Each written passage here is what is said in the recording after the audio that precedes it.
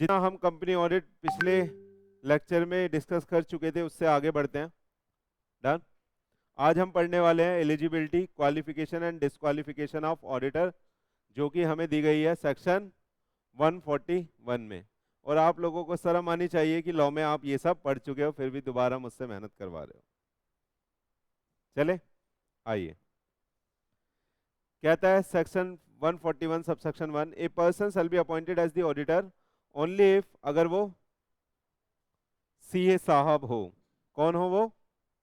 CA साहब। सिर्फ CA से काम नहीं चलेगा, उनके पास सर्टिफिकेट ऑफ प्रैक्टिस भी होना चाहिए, है ना। इंडिविजुअल ऑडिटर और एक फर्म भी बन सकती है जहां पे मेजॉरिटी ऑफ पार्टनर कौन होंगे? सीएज होंगे, है ना। Practicing in India can be appointed as the auditor in the firms, जिसको हम क्या बोलेंगे? Firm of auditor. सही है, ऑडिट फर्म, जैसे सीए फर्म बोला जाता है। क्या सर हम, आप वैसे पढ़ोगे फाइनल में भी बताएंगे कि आप एडवोकेट के साथ मिलके भी कोई फर्म खोल सकते हो, तो उसके उसके अंदर आपको देखना पड़ेगा, अगर आप सीए फर्म बनना चाहते हो तो मेजॉरिटी ऑफ पार्टनर कैसे होने चाहिए? सीएज होने चाहिए। चलें आगे, इतना तो पता ही था, आगे चलते हैं। कह रहा है a firm including LLP if appointed as the auditor only the partner who are the chartered accountant are authorised to act और sign on behalf of the firm. अगर कोई एलएलपी या फर्म आपने बना ली है तो फर्म के बिहाफ पे कौन साइन करेगा? जो सीए होगा। यानी नॉन सीए फर्म के बिहाफ पे साइन नहीं कर सकता एक सीए फर्म के अंदर। चले आगे, आइए, तैयार हो? आ जाओ। कह रहा है सेक्शन 141 सब सेक्शन 3, क्या लिखा है? Following person shall be eligible for appointment as the auditor of a company. हाँ, दीदी ने पकड़ लिया, क्या होना चाहिए था? Shall not be. यानी यहां पे जितनी भी हम अब डिस्कस करने वाले हैं वो क्या है? इन एलिजिबिलिटी, है ना। तो या तो इन एलिजिबल लिख दो या शैल नॉट लिख दो। चले आइए, कह रहा है ये सब, इन सब क्राइटेरिया में हम एक ऑडिटर नहीं बन सकते, है ना। तो कह रहा है एक body corporate other than LLP, यानी एलएलपी बन सकती है। एलएलपी खोल के आप सीए फॉर्म का काम कर सकते हो, लेकिन कंपनी खोल के एक सीए फॉर्म का काम आप नहीं कर सकते, यानी ऑडिटर नहीं बन सकते, दूसरा काम कर सकते हो। चले, तो कह रहा है मिस्टर राम प्रैक्टिसिंग सीए है, इनकॉर्पोरेट करी a private limited, whether a private limited can be appointed as the auditor of other company? Answer is no. आता है ये भी आपको, आगे आ जाओ। एन ऑफिसर और एम्प्लॉय ऑफ द कंपनी, अगर आप एक ऑफिसर हो या एम्प्लॉय हो आप कंपनी के, तो तब भी आप उस कंपनी के ऑडिटर नहीं बन सकते। देख लीजिए, mister Ram practising CA is also a director है, कहाँ पे? ए प्राइवेट लिमिटेड में। Whether the Ram can be appointed as the auditor of a private limited? Answer is again no. चले आगे, आ जाओ। A person who is a partner और who is in employment of an officer और employee of the company. कह रहा है आप कंपनी के, सुन लीजिए, आप कंपनी के एम्प्लॉयमेंट में नहीं होने चाहिए हो, आप कंपनी के किसी बंदे के, ऑफिसर के भी एम्प्लॉयमेंट में नहीं होने चाहिए हो, है ना। कह रहा है ऑफिसर के या एम्प्लॉय ऑफ द कंपनी नहीं होना चाहिए, ए पर्सन के पार्टनर भी नहीं होना चाहिए और वो एम्प्लॉयमेंट में भी नहीं होना चाहिए किसी कंपनी के ऑफिसर का या कंपनी का। चले, आता है ये भी। चले एग्जाम्पल पढ़ लोगे, आगे बढ़ जाऊं? वही इसी से रिलेटेड एग्जाम्पल है, पढ़ लोगे पक्का? आगे बढ़ जाऊं, आ जाओ। कह रहा है ए पर्सन हु और हिज रिलेटिव और the partner is holding any security of the company और उसकी सब्सिडरी कंपनी, उसकी होल्डिंग कंपनी और एसोसिएट कंपनी और a subsidiary of such holding company of the value in the term of such percentage as may be prescribe. क्या कर रहा है कि आप खुद या अपने रिलेटिव या अपने पार्टनर के साथ होल्ड नहीं कर सकते कोई भी सिक्योरिटी, किसकी, कंपनी की, एसोसिएट कंपनी की, सब्सिडरी कंपनी की, होल्डिंग कंपनी की और subsidiary of such holding company की, है ना, पढ़ा था ये भी हमने, पक्का। लेकिन इसमें एक एक्सेप्शन थी, 1 लाख तक की सिक्योरिटी होल्ड कर सकते हैं, वो भी सिर्फ रिलेटिव, वो भी सिर्फ रिलेटिव। आप 1 रुपए की भी होल्ड नहीं कर सकते, आ रहा है या नहीं आ रहा, और आपका पार्टनर भी 1 रुपए की भी होल्ड नहीं कर सकता। तो नीचे इसकी एक्सेप्शन है, आ जाओ, ये वाली नोट इससे रिलेटेड है, कह रहा है रिलेटिव में hold security in the company, in the company, in the company for an amount not exceeding prescribe limit that is 1 lakh. सही है। तो रिलेटिव कह रहा है कंपनी में होल्ड कर सकता है क्या बेटा, सिक्योरिटी, और कितने तक की कर सकता है, 1 लाख तक। चले, पक्का, आगे चले, आ जाओ। फिर कह रहा है इज किसके लिए बोल रहा है ये, हु के लिए, पार्टनर के लिए और रिलेटिव के लिए। वापस से ऊपर आ गए ना बच्चे, चले, any person who his relative और partner is indebted to the company और इस सब्सिडरी होल्डिंग एसोसिएट और a subsidiary of such holding in excess of the such amount as may be prescribe. यहाँ पे कितनी लिमिट थी, पक्का, सही है, पढ़ा हुआ है या नहीं आपने, वाह, आज सुनकर थोड़ा अच्छा लगा। ये अभी आगे डिस्कस करेंगे। इंडेटनेस की लिमिट लिखी है यहाँ क्या,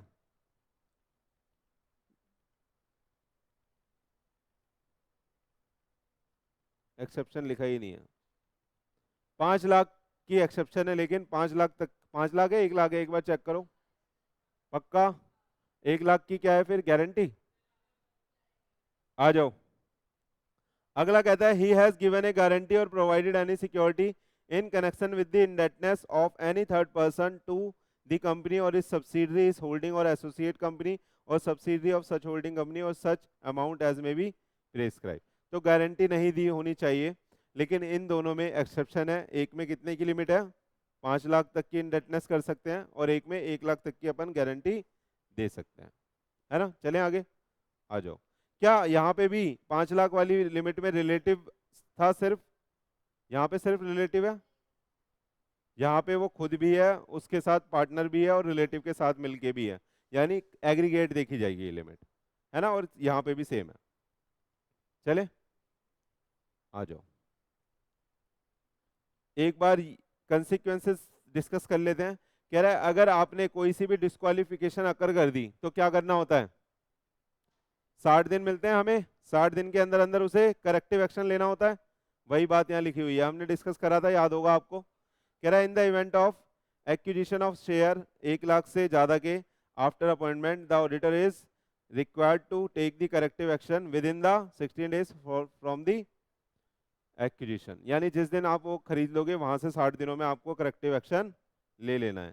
उसी से रिलेटेड बेटा ये है, ये एग्जाम्पल है उसी से रिलेटेड, ठीक है। कह रहा है आप ऑडिटर तभी बनोगे जब आपकी कोई सिक्योरिटी नहीं होगी, कोई इंडेटनेस नहीं होगी, कोई गारंटी नहीं होगी, ठीक है। देख लेना, ये भी घर पे पड़ा हुआ है। चलें आगे, चलें क्या आगे,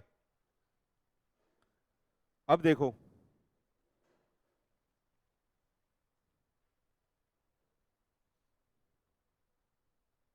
एग्जाम्पल, देखो ये वाला। कह रहा है mister Ram appointed as the auditor of ABC limited in AGM कितनी तारीख को, 20/9/2023 को। लेकिन on 25/9/2023 miss Sita wife of Ram acquired the share of ABC limited having face value कितने की, ये फेस वैल्यू है भाई, फेस वैल्यू कितने की, 1,10,000। वहां पे चेक क्या करना है, मार्केट वैल्यू या फेस वैल्यू, जो लिमिट है 1 लाख की, फेस वैल्यू की या मार्केट वैल्यू की है, याद रखना फेस वैल्यू की, मार्केट वैल्यू में भी फंसाएगा आपको, ठीक है। कह रहा है जिसकी मार्केट वैल्यू 90,000 है, जिसकी मार्केट वैल्यू 90,000 है, तो बताओ डिस्क्वालिफिकेशन अकर हुई या नहीं हुई, हो गई, है ना। क्योंकि हमें क्या चेक करना है, फेस वैल्यू, चाहे मार्केट वैल्यू 2 रुपए की हो चाहे 5 रुपए की हो, अगर फेस वैल्यू 1 लाख तक के, 1 लाख या 1 लाख से ज्यादा के ले लिए तो भैया डिस्क्वालिफिकेशन आ जाएगी, याद है, आ जाओ। आंसर लिखा है mister Ram is required to take the corrective action within 60 days from the 25/9/2023 so as to ensure that the share holding of Miss Sita in ABC Limited does not exceed the 1 lakh. However, if the corrective action is not taken, Mr. Ram is required to vacate the office on the expiry of. तो 60 दिन तक आप disqualification के साथ भी जिंदा रह सकते हो, समझ रहे हो आप? 60 दिन तक जिंदा रहोगे आप, 60 दिन के अंदर अंदर आपको करेक्टिव एक्शन लेना है। अगर कोई सी भी डिस्क्वालिफिकेशन अगर होती है, अगर आप करेक्टिव एक्शन नहीं लेते तो वहां पे आपका ऑफिस वैकेट मान लिया जाएगा 60 दिन के एक्सपायरी के बाद और कैजुअल वैकेंसी हो जाएगी। क्लियर है? फिर आपको पता ही है कैजुअल वैकेंसी कैसे कैसे कब कब भरनी होती है, हमने डिस्कस कर लिया।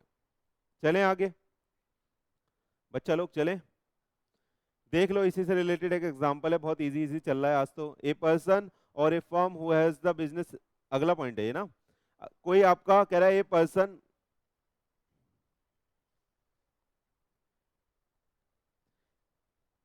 कह रहा है ए पर्सन और a firm who has the business relation with the company और इट्स सब्सिडरी और इट्स होल्डिंग और एसोसिएट कंपनी और subsidiary of such holding company और एसोसिएट कंपनी और such nature as may be prescribe. कह रहा है कोई आपका उस कंपनी के साथ बिजनेस रिलेशन भी नहीं होना चाहिए। लेकिन इसमें हमने पढ़ा था आर्म लेंथ प्राइस, है ना? क्या क्या? एक ही एक्सेप्शन है, अगर उसे बोलेंगे तो नॉर्मल कोर्स ऑफ बिजनेस में होना चाहिए और आर्म लेंथ प्राइस पे होना चाहिए, यही तो बात है। तो वो कंबाइन ही तो है। अगर अगर ट्रांजैक्शन आपने नॉर्मल कोर्स ऑफ बिजनेस में करी है और आर्म लेंथ प्राइस पे करी है तो उसे बिजनेस रिलेशन नहीं बोला जाएगा। कहने का मतलब है आप ऑडिटर का उस कंपनी के साथ कोई बिजनेस रिलेशन नहीं होना चाहिए, which is exceptional in the nature. अगर आप किसी जूते की कंपनी का ऑडिट कर रहे हो तो इसका मतलब ये नहीं, आपको अगर एडिडास का ऑडिट मिला है, मान लो वो गवर्नमेंट यहाँ की कंपनी है और आप यहाँ के सीए बने हो उसके, तो इसका मतलब ये नहीं कि आप उसके शोरूम से जाके जूता नहीं खरीद सकते। नॉर्मल सी बात है, ये हमने लॉ में बहुत डिटेल में डिस्कस भी करी थी। चले, समझ समझ पा रहे हो? जो बच्चे लॉ में नहीं थे वो भी समझ पा रहे हैं? आइए इसका भी एग्जाम्पल घर पे कर लेना। वो यही बोल रहा है कि एक्स था, इसमें कोई बिजनेस रिलेशन नहीं होना चाहिए, ना कंपनी के साथ, ना होल्डिंग, ना सब्सिडरी, ना एसोसिएट, ना, समझ रहे हो? वही कंपनी होल्ड एसोसिएट, हम कैश बोलते हैं इसको ना, कंपनी एसोसिएट कंपनी और सब्सिडरी और होल्डिंग, सब्सिडरी ऑफ होल्डिंग, है ना? Company associate company, subsidiary company, holding company and subsidiary of such holding company, है ना? इन सब के साथ आपका कोई बिजनेस रिलेशन वाली ट्रांजैक्शन नहीं होनी चाहिए। कह रहा है a person whose relative is in the employment of the company as a director और की मैनेजरियल पर्सन, तो वो पर्सन भी ऑडिटर नहीं बन सकता। क्लियर है? एग्जाम्पल देख लेते हैं और आगे बढ़ जाते हैं। आइए, बहुत इजी इजी गेम चल रही है। कह रहा है Mr. X, brother of Mr. Y, practicing CA, is the director of ABC Limited. Whether Mr. Y can be appointed as the auditor? Answer is no. Simple है। आ रहा है या नहीं आ रहा? आगे आ जाओ, सुनना आप। कह रहा है a person who is in full time employment elsewhere और ए पर्सन और a partner of the firm holding appointment as its auditor if such person or the partner is at the date of such appointment or the reappointment holding the appointment as the auditor more than 20 company. ये limit थी कितने number of audit अपन कर सकते हैं, other than, लेकिन इसमें count नहीं होगा क्या क्या, other than 1 person company limit में काउंट नहीं होती, डोरमेंट कंपनी लिमिट में काउंट नहीं होती, स्मॉल कंपनी लिमिट में काउंट नहीं होती और प्राइवेट कंपनी जिसकी paid up share capital 100 crore से कम है तो वो भी इसमें काउंट नहीं होती। तो ये 4 कंपनियां आप ये जो 20 की लिमिट है उसमें काउंट नहीं करोगे। मैक्सिमम एक पार्टनर, एक बंदा कितनी ऑडिट कर सकता है? 20 ऑडिट कर सकता है। ये भी डिस्कस करा था हमने। 100 करोड़ वाला भी क्लॉज था वहां पे, याद है आपको? था 100 करोड़ वाला? अरे paid up share capital private company 100 crore था ये। चलो मैं तो पूछ रहा हूं आपसे, आपको याद है या नहीं याद है?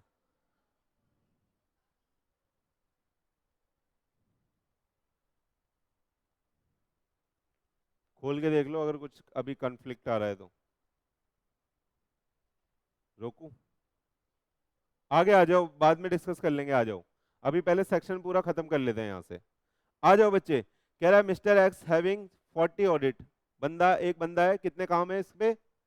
40 ऑडिट है अलग अलग कंपनियों की। जिसमें से सुनना 5 ओपीसी है, 4 स्मॉल है, डोरमेंट एक भी नहीं है। प्राइवेट कंपनी जो 100 करोड़ से कम वाली है वो कितनी है? 12 है। ठीक है, आ रहा है या नहीं आ रहा? अब अगर आप अभी इसे ना देखो, ठीक है, 40 है लेकिन लिमिट कितने की है? 20 की। लेकिन 20 में क्या क्या काउंट नहीं होगी? ये काउंट नहीं होगी, ये काउंट नहीं होगी, ये काउंट नहीं होगी। इन सबको जोड़ोगे तो कितना आएगा बताओ? 21। 40 में से 21 घटा दोगे तो कितना आएगा? कर सकता है इतनी ऑडिट? तो अभी ये विद इन लिमिट में काम कर रहा है, ऐसा ऑब्जेक्टिव बन सकता है। आ रहा है समझ में? चलें आगे। सुनना आप, एक सीए इंस्टीट्यूट की गाइडलाइंस है जो बोलता है as per council general guideline 2008। ये काउंसिल की जनरल गाइडलाइन है बेटा, इसमें बहुत सारी चीजें बताई गई हैं कि ऑडिटर को ऐसे ऐसे काम करना चाहिए, है ना। वो बोलती है a member of ICAI in practice can accept 30 audit assignment excluding OPC और डोरमेंट। सही है। तो इन्होंने इन्होंने बोला कि 30 भी आप कर सकते हो, लेकिन हम इसमें ओपीसी और डोरमेंट को नहीं गिनेंगे, लेकिन ये स्मॉल और उसको गिन रहे हैं। समझ में आ रहा है आपको?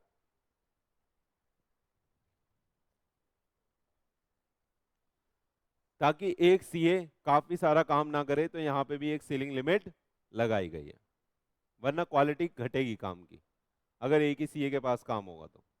और बाकी जो नए सीए होंगे उन्हें मौका भी नहीं मिलेगा, अपॉर्चुनिटी नहीं मिलेगी। चले आइए, इसके ऊपर एक केस स्टडी है आगे पूरी, ये आपको करनी है, ये आपका होमवर्क है, या अगर आप अभी ब्रेक में करोगे तो ब्रेक में कर लेना, ठीक है। लेकिन मैं कुछ कुछ हम कर लेते हैं यहाँ पे। एक एग्जांपल ये वाला आ जाए। कह रहा है एग्जांपल देखिएगा, ABC and associates is having 3 partner. 3 partner है। मेरे को बताना 20 की लिमिट ये फर्म वाइज है या पार्टनर वाइज है? इंडिविजुअल वाइज है। अगर 3 पार्टनर है तो कितनी लिमिट हो गई? 60। बहुत बढ़िया। A B and C 3 partner है। C is in the full time employment with X Y Z limited. C कैसा है? फुल टाइम एम्प्लॉयमेंट में है किसके? बोलो, अरे बोलो। ठीक है, आ जाओ। कह रहा है A B C and associates is having 50 audit which comprises of 5 OPC की है, 6 डोरमेंट की है, 100 करोड़ से कम वाली 10 है, और पब्लिक कंपनी की कितनी है? 29 है। ठीक है, यानी 29 ये है और ये कितनी? 21। 21 ये है। कर सकता है? कर सकते हैं? बोलो कैसे? 60 की लिमिट है अभी तो इनके पास, तो पूरी कर सकते हैं। कह रहा है question number 1, maximum number of audit which ABC and associates can accept under company law और जनरल गाइडलाइन के अकॉर्डिंग। बताओ कितनी कितनी? मैक्सिमम कितनी कर सकती है बताओ ना।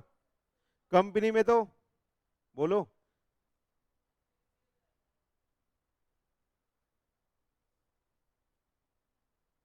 इसने सीओपी नहीं ले रखी यार, ये जो बंदा है ना, ये इसके फुल टाइम एम्प्लॉयमेंट में है। सही है, इसलिए यहाँ पे 40 है और यहाँ पे 60 है, 2 बंदों की काउंट होगी। ठीक है, सीओपी नहीं ले रखी ना, एम्प्लॉयमेंट में है, ये जॉब में है। 2 पार्टनर की काउंट होगी ना।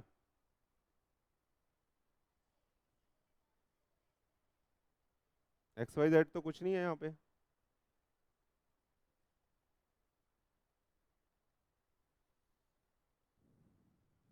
इसने सीओपी नहीं ले रखा, 3 पार्टनर हैं, 1 2 और 1 3।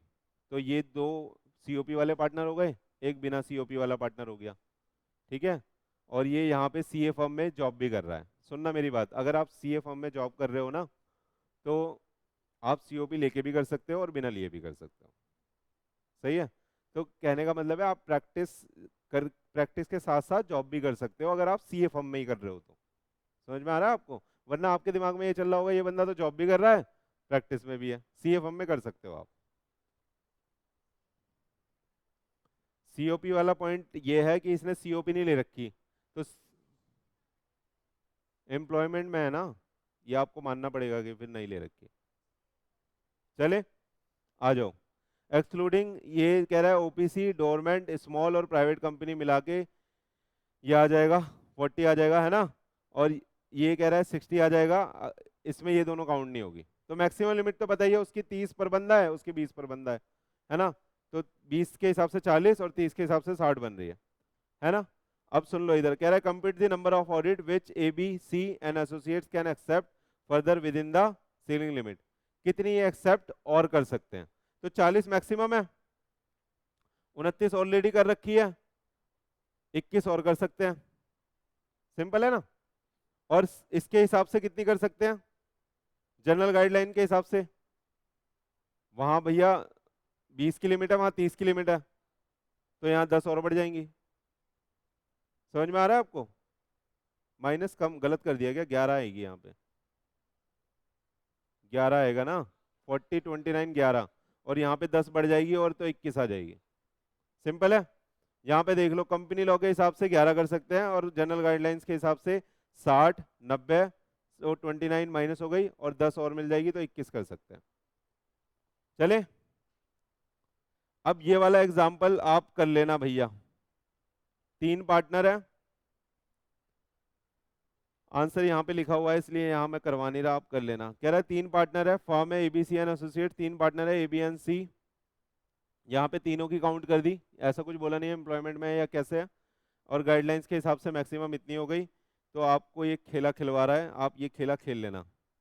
अभी खेलोगे, मैं आगे का पढ़ा दूं,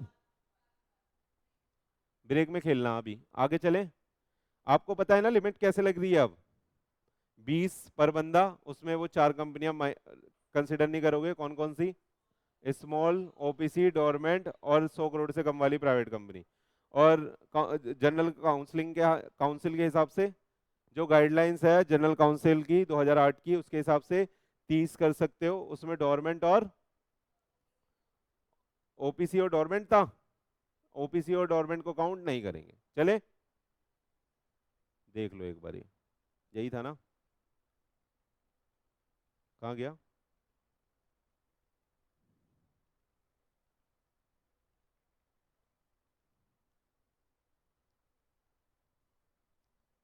सही है, लेकिन पेपर में आप कंपनी एक्ट के हिसाब से पूछने के चांसेस ज़्यादा हैं, गाइडलाइंस के हिसाब से मेरे हिसाब से तो नहीं पूछेगा, आप कंपनी एक्ट के हिसाब से ही वो पूछेगा, ठीक है।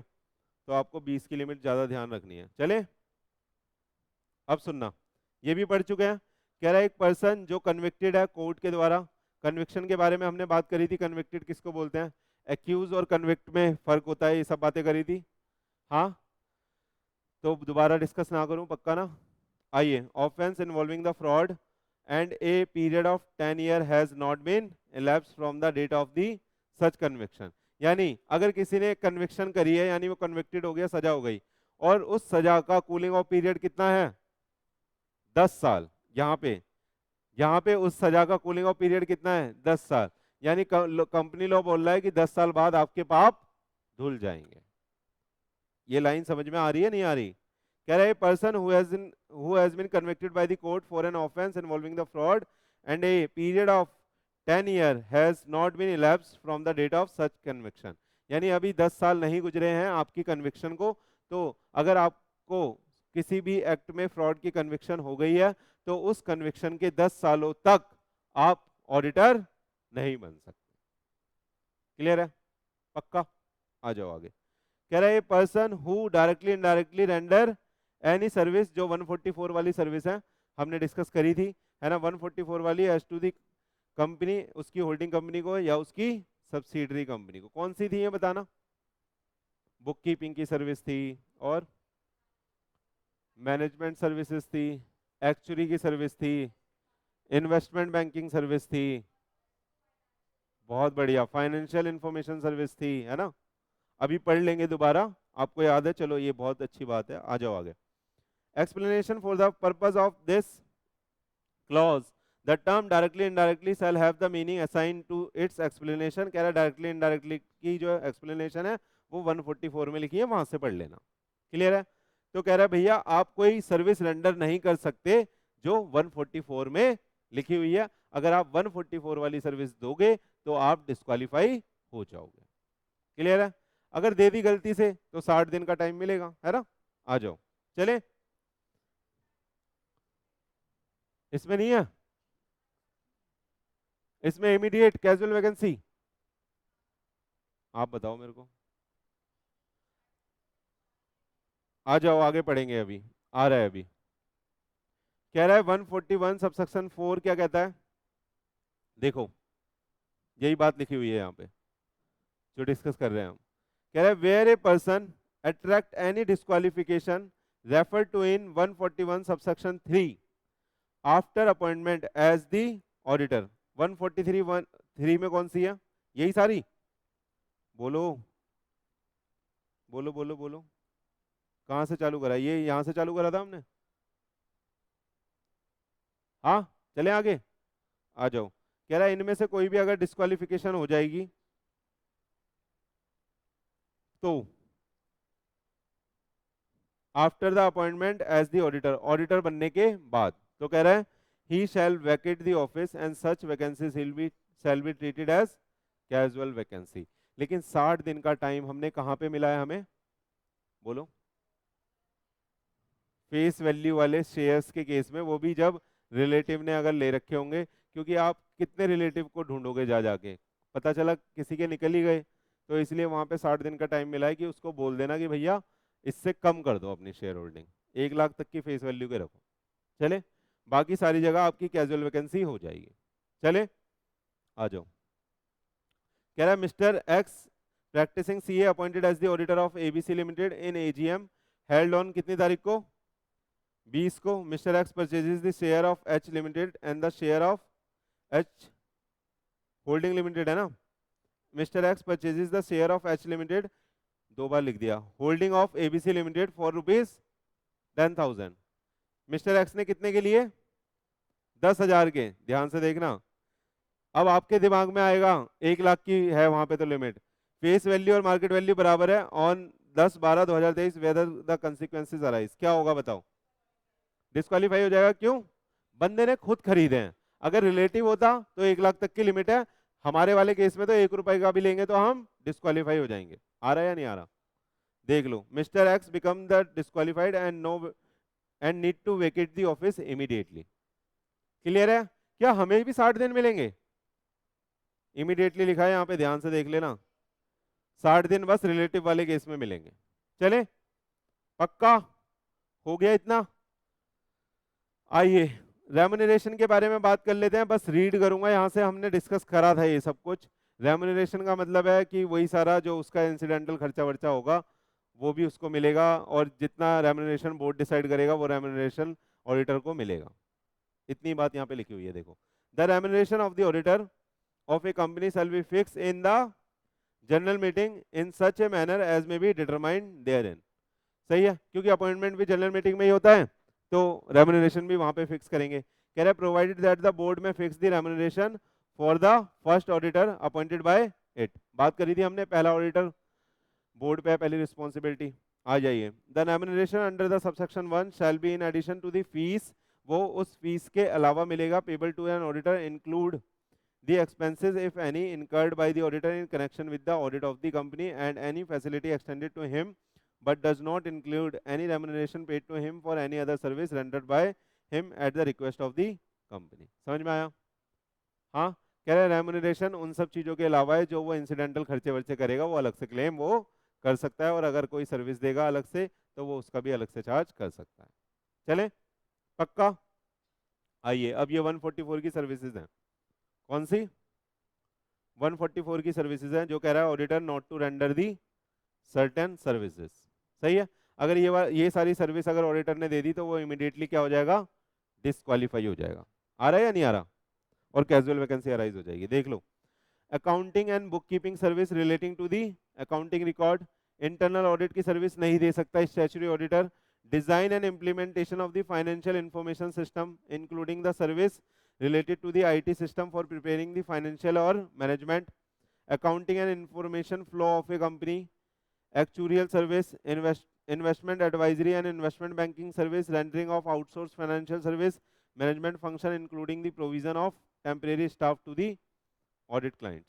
ये सब 144 की सर्विस है, हमने पहले भी पढ़ा हुआ है, तो ये सारी सर्विस वो नहीं दे सकता। समझ में आया? सुनना आप बेटा, हम स्टार्ट कर रहे हैं सेक्शन 143, लेकिन यहाँ पे ना सुनिएगा प्लीज, हमने राइट ऑफ ऑडिटर को अलग अलग जगह से उठा के यहाँ पे पिक करके लिख दिया है ना? तो हम सबसे पहले क्या पढ़ रहे हैं? Right of the auditor. आइए, क्या क्या राइट है एक ऑडिटर के पास? सबसे पहला राइट, राइट ऑफ एक्सेस, यानी आपको एक्सेस मिलेगा हर उस चीज का जिस जिस चीज की आपको जरूरत है ऑडिट के लिए। ये मत सोचना घर पे जाने का एक्सेस मिल जाएगा, क्या पता मैनेजर की वो बहुत सुंदर हो। आ जाओ, every auditor of the company shall have the right to access books of account and voucher at all time whether kept at the registered office और एनी अदर प्लेस। समझ में आया? पहला पॉइंट क्लियर है? आगे चलें। आइए, right to obtain information and explanation. दूसरा राइट क्या है ऑडिटर के पास? कि वो ऑब्टेन कर सकता है, ले सकता है इंफॉर्मेशन और एक्सप्लेनेशन। इंफॉर्मेशन तो जो डिफाइन है कि मतलब ये वाला पेपर चाहिए, वो वाला पेपर चाहिए। एक्सप्लेनेशन जहां पे कुछ मुद्दा अटकेगा तो हम पूछेंगे भैया ये वाला खर्चा कैसे हुआ, या ये क्या है, ये बताओ, ये समझ नहीं आ रहा हमको, आपने इसके नाम में डाला हुआ है 5 करोड़ रुपए तुमने इसको दिए गए हैं, इसको दिए हैं, किस लिए दिए हैं बताओ, वो समझ नहीं आ रहा आपकी एंट्री से। ठीक है, तो वो एक्सप्लेनेशन मांग सकते हो। देखिएगा, auditor has a right to obtain the necessary information explanation for the purpose of the audit from the officer and the employ of the company. Note देख लो, नोट तो बहुत आसान है, बचपन से यही पढ़ रहे हो। If the auditor is denied, किसके लिए डिनाई करा गया उसे? एक्सेस करने के लिए बुक्स ऑफ अकाउंट का voucher, necessary information explanation has not been provided to him, auditor shall evaluate its effect on the audit opinion. आ जाए आगे। And to determine the requirement of issuing the modified opinion, qualified और disclaimer। तो वो देखेगा कि अगर उसको access नहीं दे रहे, उसको इन्फॉर्मेशन नहीं दे रहे, उसको एक्सप्लेनेशन नहीं दे रहे, तो उसको कैसे डील करना है।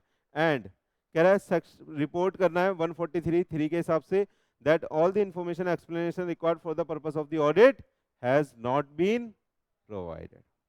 वहां पे लिखना होता है 143(3) में कि सब कुछ हमें मिला है, जो जो नेसेसरी था। आपकी रिपोर्ट में ये वर्डिंग जाती है। अगर नहीं मिलेगा तो आप क्या लिख दोगे? नहीं मिला।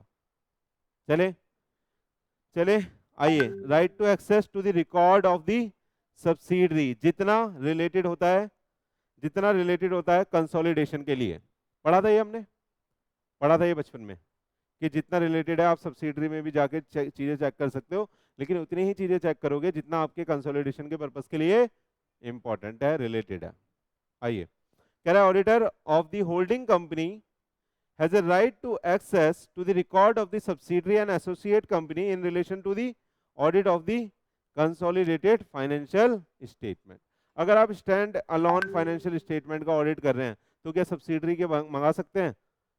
स्टैंड अलोन का कर रहे हैं तो नहीं मंगा सकते। तो अगर आप कंसोलिडेटेड फाइनेंशियल स्टेटमेंट का ऑडिट कर रहे हैं, उसी केस में आपको राइट टू एक्सेस मिलेगा सब्सिडरी का, और उतना ही मिलेगा जितना आपसे रिलेटेड है। चले आगे, right to resign before the completion of tenure. इस वाले में आता है रेजिग्नेशन 139 सबसेक्शन 2। आ जाए आगे, right of the opportunity of being heard. अगर कोई प्लेन क्वेश्चन आ गया, discuss the right of the auditor, तो आप ये सारे राइट उसमें लिख सकते हो।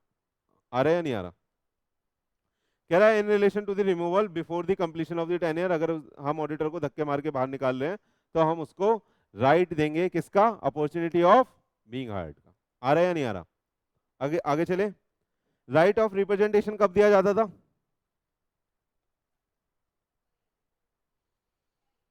हम उसको निकाल रहे हैं, या हमने कोई ऐसा स्पेशल रेजोल्यूशन पास कर लिया कि हम तुम्हें अपॉइंट नहीं करेंगे और किसी को अपॉइंट करेंगे, तो उस केस में आपको रिप्रेजेंटेशन चाहिए। स्पेशल नोटिस के केस में ना, आ जाओ, if special notice is received by the company from its member to pass the special resolution with respect to the appointing the someone as an auditor or providing specially that the retiring auditor shall not be reappointed. पढ़ा था ये हमने। उस case में हमें representation लेनी पड़ेगी। बोलो हाँ सर, हमें उससे रिप्रेजेंटेशन लेनी पड़ेगी, और उसकी रिप्रेजेंटेशन को भेजना भी पड़ेगा, जो नोटिस भेजोगे जनरल मीटिंग का उसके साथ साथ। और अगर लेट आई है तो आप बताओगे और रीड करवाओगे, और अगर रीड करवाने में आपको ऐसा लग रहा है कि वो अब्यूज कर रहा है अपनी पावर का, या कुछ गलत फायदा उठा रहा है तो रीड कराने की भी जरूरत नहीं है। ट्रिब्यूनल के पास शिकायत भी कर सकते हो, ट्रिब्यूनल उसे वैसे भी हटा सकता है। पढ़े? पता है ये सब चीजें तो आपको।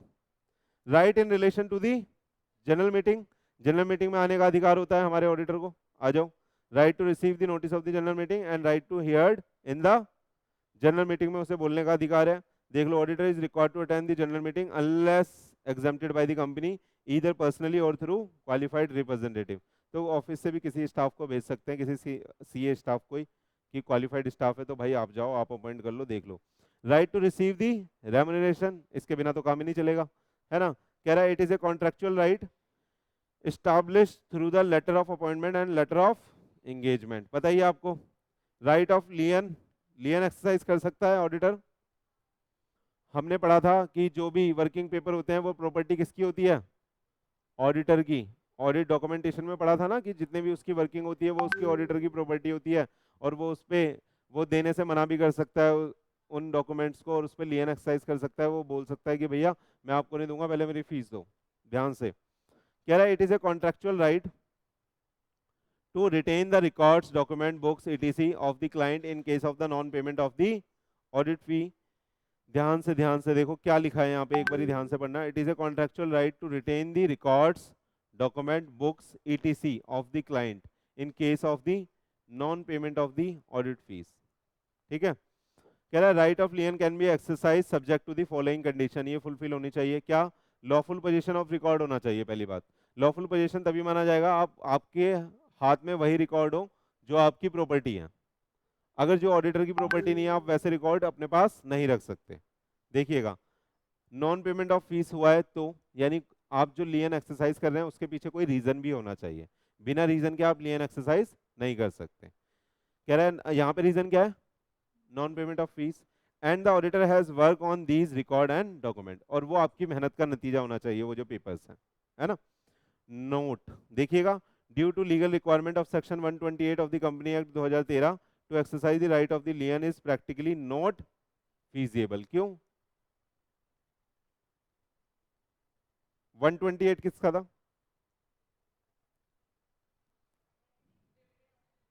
हाँ, books of account, books of account. और ये भी लिखा था उसमें कि बुक्स ऑफ अकाउंट कहाँ पे रखने होते हैं, पता है आपको। तो वो वाला कॉन्ट्राडिक्शन हो जाएगा अगर ऑडिटर लेके भाग गया तो। समझ में आ रहा है?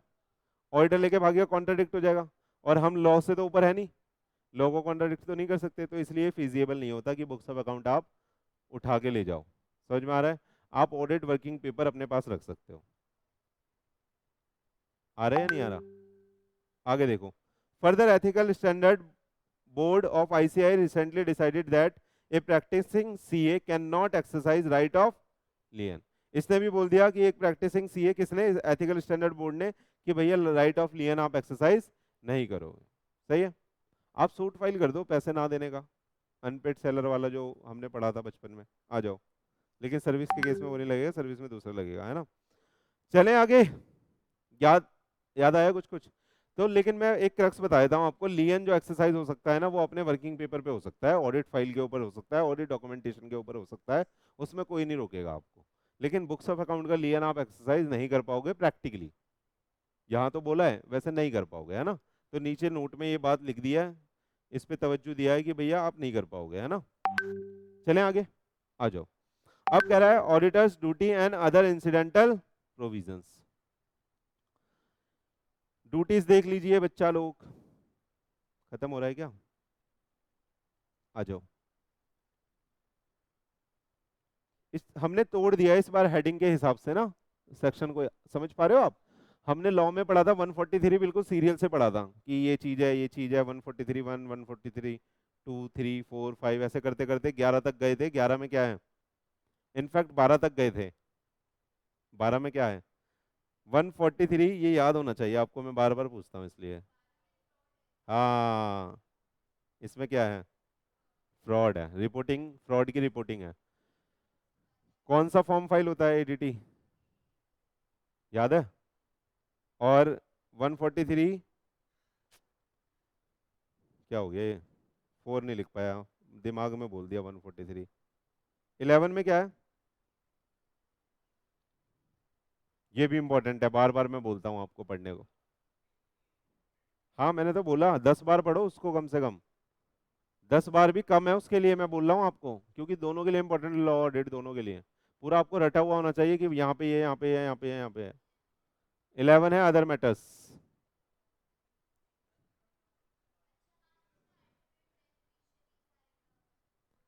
अदर मैटर में जहाँ पे लिटिगेशन वगैरह बतानी होती है।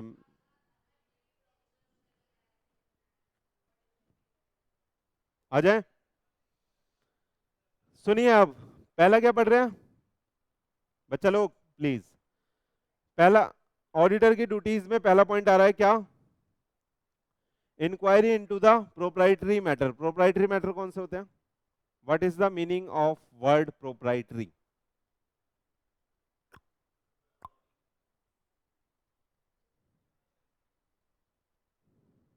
ऑडिट का वर्ड है प्योर, मैं आपको समझा देता हूँ, आपको आइडिया नहीं है। प्रोप्राइटरी मैटर का मतलब ये होता है कि आपने मेरे को काम दिया कि सर यहाँ पे चेयर लानी है, आपने उसके लिए एक बजट असाइन करा होगा, आपने मेरे को बोला कि सर यहाँ पे मेरे को चेयर लगानी है, आपने एक बजट असाइन करा होगा कि सर 25,000 में ये पूरा भर जाना चाहिए, लेकिन मैंने उस काम में 1 लाख रुपए लगा दिए, तो ये प्रोप्राइटरी एलिमेंट हो गया कि 25,000 का काम में, 25,000 के काम में 25,000 ही लगने चाहिए, 1 लाख नहीं लगने चाहिए। समझ में आया, तो ये प्रोप्राइटरी मैटर चेक करना हो गया एक तरह से, ये प्रोप्राइटरी मैटर हो गया कि जितने का काम है उतना ही पैसा लगना चाहिए। समझ में आया, हाँ, तो इसको बोलते हैं प्रोप्राइटरी मैटर्स। देखो अब रिलेट करके पढ़ोगे तो आपको समझ में आएगा। कह रहा है whether loan and advances made by the company on the basis of the security have been properly secured or whether the term on which they have been made are prejudicial to the interest of the company or its member। क्या बोला, बताना। कह रहा है जो loan and advances हैं जो company ने करे हैं, जिस सिक्योरिटी के बेसिस पे करे हैं, उसे प्रॉपरली सिक्योर करा भी है या नहीं करा, और क्या टर्म है उनके, कहीं वो प्रिजुडिशियल नहीं तो नहीं है कंपनी के लिए या उसके मेंबर के लिए। तो प्रोप्राइटरी मैटर हो गया, समझ में आ रहा है, हाँ। कहीं दिख तो ऐसा रहा हो कि लोन लिया है कंपनी के लिए लेकिन उड़ा रहे खुद हो आप, समझ में आ रहा है, डायरेक्टर खुद खा रहे हो। कह रहा है whether the transaction of the company which are represented merely by book entry are prejudicial तो नहीं है in the interest of company. क्या ये डिस्कस करा था हमने ये सब, है ना। तो यहाँ पे कह रहा है बुक एंट्री जितनी भी हुई है, कहीं ऐसा तो नहीं है वो प्रीजुडिशियल हो इन द इंटरेस्ट ऑफ कंपनी, कुछ छुपा रहे हो आप वो बुक एंट्री करके। आ रहा है समझ में, नहीं आ रहा, आगे आइए। कह रहा है whether the company not being an investment company, banking company, or whether so much of the assets of the company are consist of the share, debenture, other security have been sold at a price less than which they are purchase by the company. सुन लीजिएगा please. कह रहा है whether the company not being, कह रहा है investment company नहीं हो आप बैंकिंग कंपनी नहीं हो, तो आपने शेयर्स वगैरह खरीदे थे, क्यों आप उससे कम प्राइस पे बेच रहे हो, कभी कोई बेचना नहीं चाहेगा। अगर बीइंग ए इंडिविजुअल हम सोचें मैंने कोई शेयर 10 का लिया है, तो मैं चाहूंगा कि 100 रुपए में बेचे, 1,000 रुपए में बेचूं उसको, मैं कभी 9 रुपए में उसको बेचना नहीं चाहूंगा। तो क्यों बेचा भैया ये बताओ, आया। अगर आप इन्वेस्टमेंट कंपनी है तो समझ में आता है, आप पैसा निकाल के कहीं और लगा रहे होगे, अच्छी जगह कोई अच्छा प्लान आया होगा। आप बैंकिंग कंपनी हो तो समझ में आता है, आपके जो डिपॉजिटर है उनको पैसे की नीड आई होगी तो आपको निकालना पड़ गया। समझ में आ रहा है, आइए। तो उसको छोड़कर बाकी अगर आप और कोई कंपनी हो तो आपको रीजन देना पड़ेगा क्यों सस्ते में बेचा। ये सब प्रोप्राइटरी मैटर डिस्कस कर रहे हैं जिसमें पैसे का फालतू बेमतलब में यूज नहीं होना चाहिए, जिस काम के लिए पैसा आ रहा है या पैसा कंपनी में है वो अच्छे काम के लिए, यानी इन the interest of company and in the interest of member use होना चाहिए। समझ में आया। वो 25,000 वाली बात क्या रिलेट हो रही है इन पॉइंटों से, हाँ सर हो रही है, प्रोप्राइटरी मैटर इसलिए बोल रहे हैं इसको। समझ में आ रहा है आपको, आइए। whether the loan and advances made by the company have been shown as the deposit, कहीं ऐसा तो नहीं है कि डिपॉजिट की तरह सोन कर रखे हो, क्योंकि डिपॉजिट ले नहीं सकते है ना। आ जाओ, whether the personal expenses, तो हमने चार्ज तो नहीं कर दिए पीएनएल अकाउंट से, हालांकि वो ड्राइंग में जाने चाहिए, है ना, और पर्सनल एक्सपेंसेस यहाँ आने नहीं चाहिए। आइए, whether it is stated in the books and the document of the company that any share have been allotted for the cash, whether the cash has been actually received in respect of such allotment, and if no cash has actually been so received, whether the position as stated in the account book and the balance sheet is correct and regular or not misleading। समझ में आया? कह रहा है अगर कोई share आपने cash में किसी को इशू करा है और उससे कैश उठाया है तो सच में कैश आया भी है या नहीं आया। कहीं ऐसा तो नहीं है बस एंट्री मार रखी हो कैश आया ही ना हो किसी अमाउंट को एडजस्ट करने के लिए। आइए, प्रोवाइडेड दैट, सुनिएगा, provided that the auditor of the company which is a holding company shall also have the right to access to the record of all its subsidiary in so far is related to the ये तो बता ही दिया, consolidation के लिए जितना जरूरी है उतना वो ये सब चीजें भी उतनी वो चेक कर सकता है। अब सुनना बेटा, क्वेश्चन आपसे पूछेगा कि इंक्वायरी कर रहे हैं हम प्रोप्राइटरी मैटर्स पे, तो हमें क्या क्या चेक करना है। समझ में आया? क्वेश्चन ही समझ नहीं आएगा, मैं बता रहा हूं आपको। ऐसा जो अभी मैंने लैंग्वेज बोली है, इस लैंग्वेज में अगर क्वेश्चन आएगा ना, बच्चों को क्वेश्चन ही समझ में नहीं आएगा कि इसमें 143 का कौन सा पार्ट लिखना है, इसमें लिखना क्या है, क्या प्रोप्राइटरी का मतलब है। आधे बच्चे ये समझेंगे प्रोप्राइटरशिप की ऑडिट हो रही है,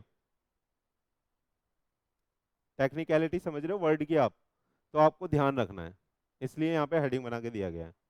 सही है, चलें आगे, चलें पक्का, आ जाओ। ये हमने पढ़ा था 143 में भी, है ना, पहले पढ़ा था, लेकिन यहाँ पे हमने अब ऑडिट के पॉइंट ऑफ व्यू से कैसे क्वेश्चन बन सकता है उसकी हेडिंग यहाँ पे बनी हुई है। Inquiry into the proprietary matter हमने कर लिया, आगे आते हैं। अब कह रहे हैं reporting of books of account and financial statement से रिलेटेड, देखिएगा ये सारा 143 डिस्कस हो रहा है। कह रहा है the auditor shall make a report to the member of the company on the account, है ना, examine by him and on every financial statement which are required by or under this act to be laid before the company in the general meeting। उस पर report देनी पड़ेगी, simple सी बात है। कह रहा है the report shell state the auditor opinion on the true and fair view of the books of account and the financial statement. सही है, समझ में आया? अब ये सब कहानी जो यहाँ पे लिखी है वैसे डिस्कस कर चुका हूँ, बता देता हूँ आपको, बताऊँ या ना बताऊँ? देखो ये फाइनेंशियल ईयर है 21-22, यहाँ पे बोर्ड मीटिंग हुई है, कह रहा है बुक्स ऑफ अकाउंट तैयार हो गए, कंप्लीट हो गए, क्लोज हो गए, कि कौन करेगा? मैनेजमेंट करेगा। बुक्स ऑफ अकाउंट बनाने की किसकी रिस्पॉन्सिबिलिटी है बोलो? देखो financial statement preparation, financial statement board में, बोर्ड मीटिंग में अप्रूव हो गए, फाइनेंशियल स्टेटमेंट फिर दिए ऑडिटर को, अब ऑडिटर एग्जामिन कर रहा है फाइनेंशियल स्टेटमेंट, इशू करेगा अपनी रिपोर्ट और फिर एजीएम में लेके जाएगा और एजीएम में अडॉप्शन होगी उसकी। क्लियर है? प्रोसेस समझ में आ रहा है? हाँ, ऑडिट रिपोर्ट उसने 10 अगस्त की दे दी, एजीएम कब हुई है? 22 तारीख को, 22 तारीख को एजीएम के बाद फिर फाइलिंग होगी एनुअल रिटर्न की और एओसी 4 की। एओसी 4 क्या होता है?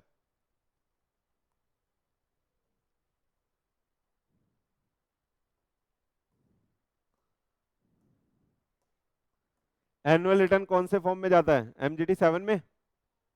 एओसी 4 भी हमें फाइल करना होता है, दो चीजें फाइल करनी होती है, एनुअल रिटर्न और फाइनेंशियल स्टेटमेंट्स। तो जो फाइनेंशियल स्टेटमेंट की फाइलिंग होती है वो एओसी 4 में होती है। चले आइए याद कर लीजिएगा। अब कह रहा है रिपोर्टिंग और अदर मैटर, ये वो अदर मैटर पैरा वाला नहीं है जो 143(11) में, वो अलग है ना, वो अलग है। आइएगा, अदर मैटर यहाँ पे इस सेंस में लिखा है प्रोप्राइटरी से अलग। आइए, कह रहा है weather he has sought obtain all the information explanation which to the best of his knowledge and belief were necessary for the purpose of audit, and if not the detail thereof and the effect of such information on the financial statement। पहला point क्या? क्या सारी information और explanation उठा ली है to the best of his knowledge और not? अगर नहीं उठाई है तो क्या उसका इफेक्ट पड़ेगा? अगला देखिए, वेदर उसकी ओपिनियन में books of account are required by the law have been kept by the company so far as appear from his examination of those books and the proper return adequate for the purpose of his audit has been received from the branch not visited by him। पढ़ लिया था, ये सब पढ़ा था, ये कुछ याद है आपको? क्या बोल रहा है?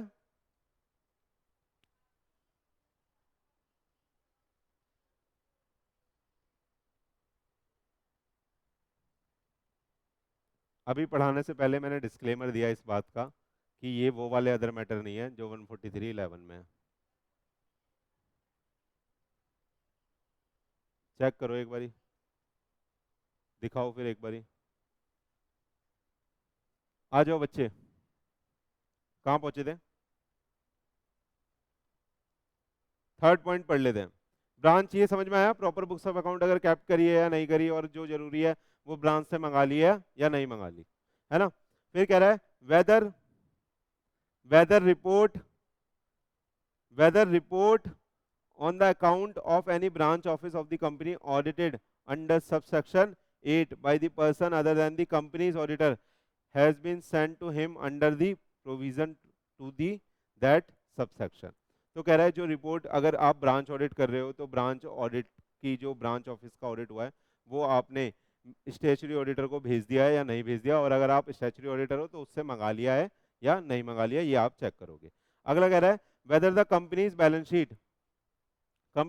sheet and the profit and loss account dealt with in the report are in agreement with the books of account and the return। ये सब आपको मेक श्योर करना होता है। आपको ये रिपोर्ट देने से पहले ये सारी चीजें मेक श्योर करनी होती है कि ये सब चीजें हो भी रही हैं ठीक से या नहीं हो रही। समझ में आया? ये समझ में आया? कंपनी की बैलेंस शीट किससे किसके साथ इन एग्रीमेंट में होनी चाहिए? In agreement with books of account and return. In agreement with books of account and return का मतलब क्या है? जो बैलेंस शीट और प्रॉफिट एंड लॉस है वो मैच होने चाहिए बुक्स ऑफ अकाउंट से। आपके बुक्स ऑफ अकाउंट में जितनी सेल आ रही है उतनी आपके फाइनेंशियल स्टेटमेंट में आनी चाहिए, जितनी आपकी बुक्स ऑफ अकाउंट में परचेजेज आ रही है उतनी आपके फाइनेंशियल स्टेटमेंट में परचेजेज आनी चाहिए। यानी जो भी फिगर आप जो पीएनएल अकाउंट और बैलेंस शीट की फिगर्स आप लिखोगे वो इन एग्रीमेंट होनी चाहिए with the books of account. Clear है नहीं है? आइए आगे। कह रहा है whether in his opinion the financial statement comply with the accounting standard और नॉट। ठीक है, और अगर नहीं करेंगे तो आपको पता ही है लिखना होता है वहां पे रीजन इफेक्ट, वो सब आपको पता ही है ये S1 में। कह रहा है observation and comment of the auditor on the financial transaction or the matter which have any adverse effect on the functioning of the company. तो आपको कोई भी ऑब्जर्वेशन कोई भी कमेंट अगर आया है ऑडिटर का of the auditor on the financial transaction and matter which have the adverse effect, तो वो भी आपको देखना है कंपनी की फंक्शनिंग के ऊपर उसका इफेक्ट देखना है कि जो भी आपका कोई एडवर्स इफेक्ट या ऑब्जर्वेशन आपने निकाला है तो देखना है आपको। Whether the director is disqualify from being appointing as a director under subsection 2। इसमें बेटा डिस्क्वालिफिकेशन ऑफ डायरेक्टर होती है, आप पढ़ोगे फाइनल में जब डायरेक्टर का चैप्टर पढ़ोगे, अभी वो आपके में नहीं है। तो कह रहा है कि आपको ये चेक करना पड़ेगा कि कोई डायरेक्टर कहीं डिस्क्वालीफाइड तो नहीं है ना। कह रहा है any qualification reservation adverse remark relating to the maintenance of account and the other matters connected therewith. तो ये भी आपको चेक करना है। कह रहा है whether the company has adequate financial control system in place and the operating effectiveness of such control, तो उसके बारे में भी आपको IFC के भी बारे में आपको कमेंट करना है, बताना है। और सच अदर मैटर जो मैं बोल रहा था, other matter other matter other matter, उसकी बात यहाँ पे हो रही है एज द केस में भी जो प्रेस्क्राइब करे हुए हैं रूल 11 में, मैंने बोला ये इंपॉर्टेंट है। चले, तो ये सब चीजें ये क्या थी, ये क्या थी, ये सारी चीजें क्या थी? हाँ, ऑडिटर की ड्यूटी है ये। अगर इन सबको चेक करे बिना, सुनिएगा, इन सबको चेक करे बिना आप अपनी ऑडिट की रिपोर्ट दे रहे हो और उसमें लिख दे रहे हो कि सब ट्रू एंड फेयर व्यू है, तो आप पे नेग्लिजेंसी के चार्जेस लग सकते हैं फ्यूचर में। आपने मान लो किसी कंपनी का ऑडिट करा, आपने इनमें से कोई सी भी चीज नहीं चेक करी या कोई भी एक एलिमेंट छोड़ दिया जो इंपॉर्टेंट था और आपने रिपोर्ट क्लियर दे दी और बाद में आप फंसते हो, तो आप पे नेग्लिजेंसी के चार्जेस लग जाएंगे और आपको सस्पेंड के साथ साथ पेनल्टी का भी सामना करना पड़ सकता है। चले आइएगा, ये ब्रांच ऑडिटर वाला तो हम डिस्कस कर चुके हैं, लेकिन मैं फिर भी यहाँ से देख लेता हूँ एक बारी। आ जाओ। ब्रांच के केस में क्या करना होता है? रिकॉर्ड मेंटेन करने पड़ते हैं रजिस्टर्ड ऑफिस पे। कंपनी ऑडिटर एग्जामिन करता है record at the registered office, अगर वहाँ पे मेंटेन है तो। कह रहा है रिकॉर्ड अगर मेंटेन है ब्रांच के पास तो पीरियोडिकली वहाँ पे भेजने होते हैं ना, याद है नहीं? कह रहा है ब्रांच ऑडिटर अपॉइंट कर सकते हो। ब्रांच ऑडिटर क्या करेगा? सबमिट करेगा अपनी रिपोर्ट कंपनी ऑडिटर को, who required to consider the report of the branch auditor and specify the matter in which he dealt the report with the branch auditor। तो वो ब्रांच ऑडिटर की report के साथ कैसे deal with कर रहा है वो उसको बताएगा उस केस में। हाँ, वो रजिस्टर के केस में है। वो-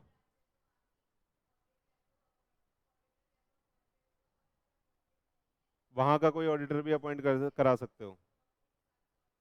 सही कह रही है दीदी, सुनिएगा।